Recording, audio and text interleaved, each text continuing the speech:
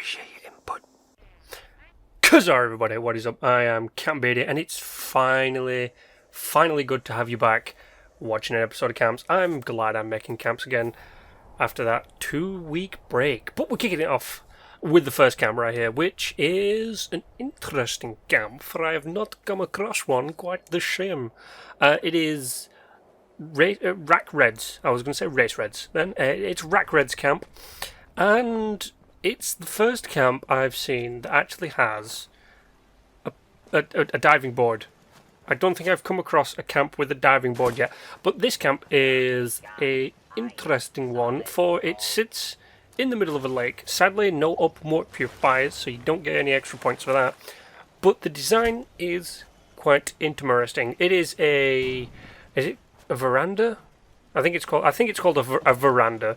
Not the way that the foundation is built, but the way that the layer around the flat surface around it with the diving board on it. I'm pretty sure it's called a veranda. But this is a veranda build. It has a extended defensive structure, and the interior is quite interesting. It's a weird mix match of the wallpapers, which looked like they were going for a pattern for a second, but they're not.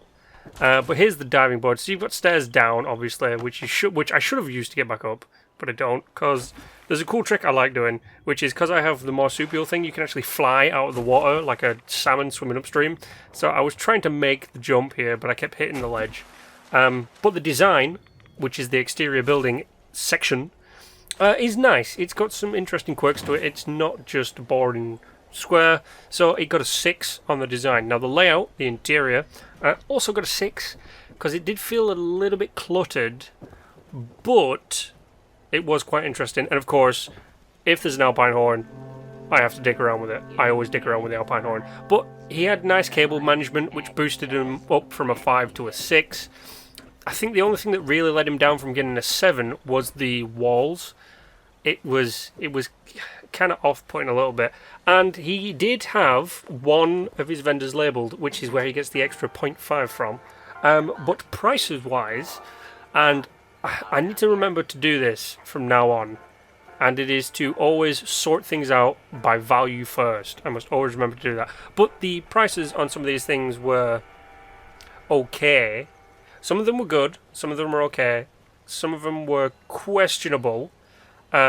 I think it's this C.A.M.P, but he sells a tinfoil hat for 150 caps, when you can get them for free by going to like 3 or 4 different locations. So the prices for me ended up giving him a 5 or her a 5. I don't know. The player model was a woman. Yeah.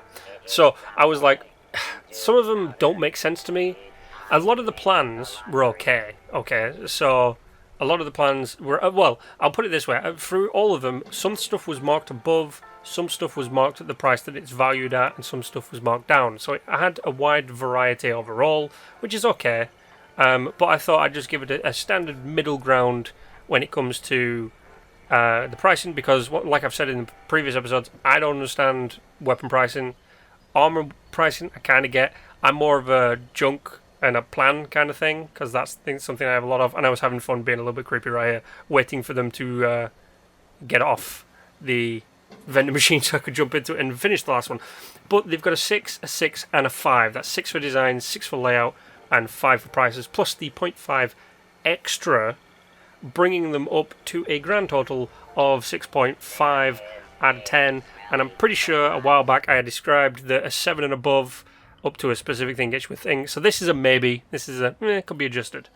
But yeah, I think I described them a while back. However, we have moved on to C.A.M.P 2, which is a C.A.M.P. I told people I don't like doing these C.A.M.Ps, but there is a reason I do this person's C.A.M.P, and it's the fact that they put in the sheer will and effort to make something that would have annoyed the crap out of me. So, as you know, I don't like doing single foundation stair C.A.M.Ps, because they're boring. But here is where they get a 0.5. They have open water purifiers. They don't get a 0.5 for each. It's a 0.5 if you just have open water purifiers, and it's nice to have a moo on the presence. But on the presence, on the present, oh no, on the whatever. But the reason I followed this C.A.M.P and recorded it was because of the sheer determination of these conduit placements. Holy shit, are these things placed nice. The floor lets him down a bit because the checkered pattern is only checkered on one tile each. It's not a continuous checkered pattern, which bugs the crap out of me. My like building OCD is kicking in. But he also gets 0.5 for labeling. Like, you can see what I mean by the checkered floor right there. Look, and right there, and right there, and right there, and right there, and right there. Bugs the crap out of me. But he labelled his stuff as well. So that's a whole extra point. But the reason I covered this was because of the conduits. But the design gets him a 5. That's because it's a single floating stair foundation. It's a single foundation stair floaty camp. They're fucking annoying. They're an eyesore and they suck dick. I understand why people build them like that, because they offer security to things that would attack your base. But it's a fucking pain in the ass. Stop building them. Just build a fucking square if you want to. Layout 7. That was way boosted up because of the conduits. And as for the prices, I went with the 6. This was the guy selling the tinfoil hat, by the way, for 150. The reason I went for the 6 on these prices and went for the 5 on the previous prices is because the majority of the stuff that he was selling was marketed, especially the weapons. There's quite a lot of cheap weapons right here that have got some decent things on them from what I can tell. But it was the weapons that were marketed at a decent price, and it was the fact that quite a lot of the other stuff was marketed down or also at a decent price. Apart from some of these mods, they would market it up. I don't get that. But then again, they might be hard mods to find or learn the plans for. So be it. Sometimes that's the reason people do stuff like that, or because they think it's rare, but it's not. Like the nuka grenade, I see a lot of people marketing that up. It doesn't need to be because it's not rare. It's fucking common as shit. And the Radaway recipe, that was pretty dear, but I'll let you off because your bulk stuff was pretty damn cheap. I mean, it shows the value there, but like I see people selling bulk stuff at like 100 to 150 caps, sometimes 200 caps. So yeah, apart from the chameleon and the serums right there, most people sell them for 300 to 500, sometimes 700. I do understand they're a pain in the ass to make, so I'll let you off with that one. But you did some good prices in this one, and selling mainframe cores. That was pretty funny. So altogether, you have a 5, a 7, and a 6, plus the 2.5s. You get a thumbs up. 6 was your middle ground, and then you plus 5s make 1, and there you go. You got a 7. But we're moving on to the third and the final camp. And this is can I pronounce the name? Some of these I was having trouble pronouncing the names or like learning them, and I like where they were. Where this one. This is Skye Deggy's camp. There we go. I thought it was Scooby Doo's camp for a second. When I was recording it, I thought it was Scooby Doo. But you must salute the flag, not the American flag, but the Commonwealth flag, because I ain't saluting no flag of any legitimate country. But this building was nice. It is very rare that I see a building this nice. I was helping him defend his camp as well. I like as soon as I popped up, these guys spawned in, so I thought I'd give him a bit of help. But I'm not gonna throw all of that in the video. So what I will do is I will zippity zappity zap my way past them to a good old camp tour. So this person had open purifiers, so there we go. 0.5 for that. Very nice indeed. The design, I went ahead and gave it a 7. It's a very nice kind of simply campy kind of build. What would have made it better is if you would have changed the ground floor design and added in a wallpaper. That would have been very nice. I did like a little crocodile on top of that. That was pretty funny. It would have been nice to see some proper stuff going on and ignore the noises in the background. It would have seen some proper like floor decorations changing and stuff, and it was nice to see the fact that he'd put in some actual lights. That's pretty fun. But no labeled vendors, and the only real decoration for the layout was up here on the top floor in the bedroom. But altogether, mixing it, the design is a 7 for the base. The layout is an 8.